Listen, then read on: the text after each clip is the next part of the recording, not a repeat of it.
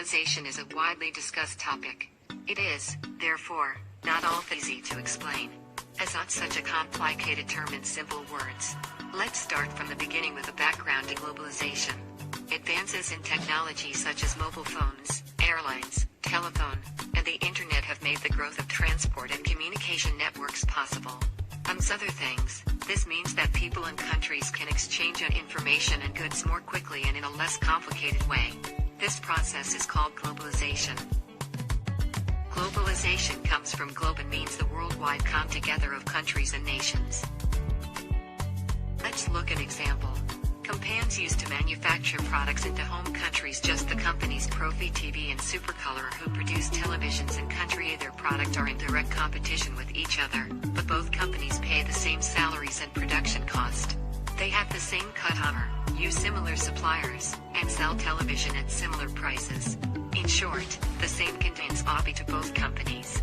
So far, so good, due to technical, cultural, and economist developments that have caused about through globalization, other companies which manufacture products under different condition can now offer their products in country A, too.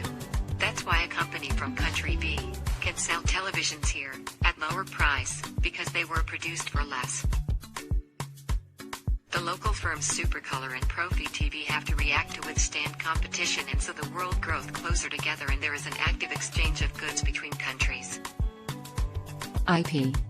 Intellectual property or IP refers to something a person has either thought of or created. Some example of IP include design, processes, songs, logos, discovery symbols, and even brand new varieties of plants. IP belongs to the person who thought it up or put the work into creating it.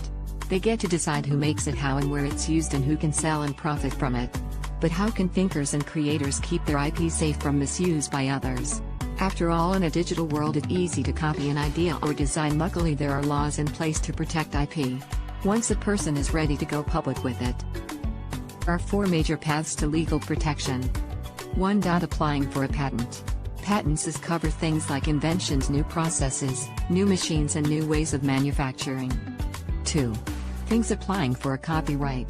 Copyrights can protect works like art, music, writings, movies, and even software. 3. Using trademark to cover unique branding and identifiers like business names, logos, slogans, mascots. 4. More keeping something secret. Trade secret makes sure that things like manufacturing processes, formulas, and compilations of information never make it into the wrong hands. Getting these protection in place may seem difficult or time-consuming at first. But protecting yourself is well worth the time and effort, and it's not as hard as you may think. Let me tell you a story about pressure. It was game 7, tied up. Whole world watching. Now check my guy Kawhi. He ain't even sweating. Inbound to Leonard, dribbles across the wing. Clock check. We got all day. Here come the best part though. For the series. Even the ball was nervous. But not Kawhi. I guess it is true. Pressure make diamond rings and fresh kicks. What do tennis star Coco Gauff, M.B.A. MVP Kawhi Leonard, and Liverpool soccer great Sadio Mane have in common? They all wear New Balances on the court and on the field. You don't have to be a sneakerhead to know that New Balances weren't always considered the cool shoe.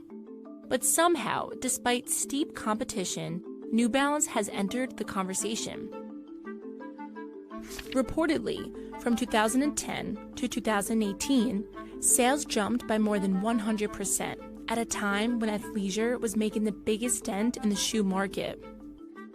So why are athletes across the sports spectrum flocking to New Balance now? The answer lies in the shoe's soles and the attention to detail in their manufacturing. I traveled to New Balance's Lawrence, Massachusetts facility to learn what goes into the process.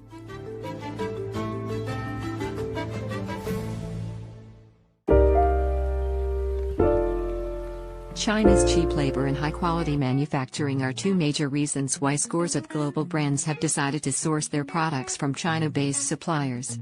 Unfortunately, many firms are finding out that they sometimes pay a steep price for doing so. It is not uncommon that the China-based supplier starts selling knockoffs under your brand name. New Balance, the U.S. athletic shoemaker, learned this the hard way. About 70%, meaning 35 million pairs a year, of New Balance's global output is made in China. One of the firm's key suppliers was a company headed by Mr. Chiang, a Taiwanese businessman, whose factories made shoes for New Balance initially in Taiwan and later also in China. In 1995, New Balance made him the official sales and distribution partner for China. After a slow takeoff, sales improved when Mr. Chiang convinced New Balance to push lower price, lower tech classic style shoe models for China. In 1998, sales in China were 57,000 pairs. However, New Balance became uneasy when, following a sales conference meeting, Mr. Chiang made a pitch to sell 250,000 pairs.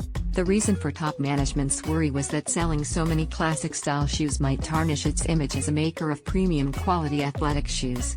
Instead of getting a pat on the back, Mr. Chiang was told to scale back the sales of classic shoes. Shortly after the meeting, New Balance learned that Mr. Chiang had bought materials to make 460,000 pairs. He also planned to make styles and colors that the company had never approved. Shortly after, New Balance was informed by its Japanese distributor that a Japanese discount retailer was selling the classic models for as little as 520 a pair. New Balance immediately severed its distribution agreement with Mr. Chiang. Still, throughout China, the retail outlets that Mr. Chiang negotiated still bore the New Balance logo and carried New Balance shoes. Shoes made by his factories also started showing up in stores in Switzerland, Italy, Spain, and Taiwan.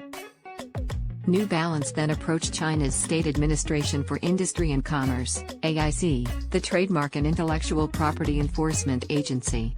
This agency raided some of Mr. Chiang's warehouses and confiscated 100,000 pairs. Besides New Balance shoes, they also found shoes branded Henke, whose style and logo had a striking similarity with those of New Balance. However, a court in Shenzhen ruled against the company on the basis of a document in which New Balance had guaranteed that Mr. Chiang's company could make its shoes until 2003. The company appealed, but a favorable ruling is unlikely. As a result of this whole experience, New Balance cut down the number of factories in China to 6 and now monitors them more closely. It also started using more high-tech labels to better keep control of its own production. Still, the whole episode could easily happen again with any other suppliers, anywhere in the world. Discussion question. 1.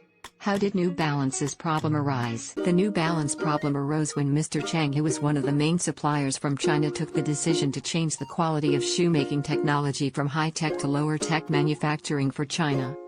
Because the purchasing power parity in China was low and there was a difference in culture, shoes made with lower quality were able to sell in large quantities, so Mr. Chiang, supplier, wanted to increase the production volume of these low-tech shoes, but the manager New Balance doesn't agree with it, because New Balance still wants to maintain the image of its New Balance shoes with good quality. Because he did not get support from New Balance, Mr. Chiang kept producing goods without New Balance's approval. When New Balance found out about this, New Balance immediately terminated his contract with Mr. Chiang, but all over China, retail outlets operated by Mr. Chiang still had the New Balance logo and carried shoes. New Balance. Not only that, in Mr. Chiang's warehouse, a shoe with the Henke brand was found which was very similar to the shoe product from New Balance. The second question is, what strategic options can New Balance pursue to protect itself against episodes such as the one described in the case? Because IP is usually used to protect goods that have been created by manufacturers from plagiarism to other problems that can hit the product. IP has a 4 major path to legal protection, one of which is trademarks. With the existence of trademarks, the party who owns the rights can get full protection for the products they make. So, no other party can imitate and use the same design as the company's products. Because if there are other parties who try to follow a product that already has a trademark, that party could be in conflict with the law. 2. Maintain brand image. Brand image is what consumers think and feel when they hear or see a brand.